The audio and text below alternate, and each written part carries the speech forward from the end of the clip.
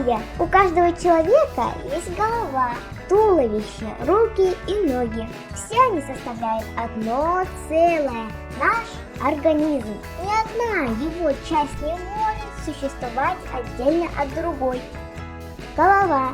Голова – самая важная часть нашего тела. Ведь именно здесь находится главный компьютер организма – мозг. Мозг отвечает за работу всех остальных частей тела. Туловище. Туловище состоит из груди, живота и спины. Внутри верхней части туловища находятся жизненно важные органы. Руки. Руки – наши верные помощники. С их помощью мы можем выполнять самые разные действия. Ноги. Ноги у человека очень сильные, ведь именно ноги должны выдерживать всю тяжесть тела. Тебе, наверное, покажется странным, но каждая из частей нашего тела, ноги, руки, туловище, голова, состоит из одного и того же материала – ткани.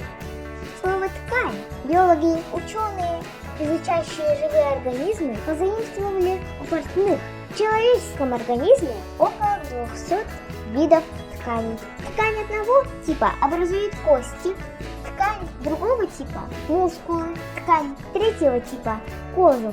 Внутренние органы – печень, легкие и тому подобное тоже состоят из различных типов тканей. Даже кровь, которая течет в наших кровеносных сосудах, тоже ткань, только жидкая.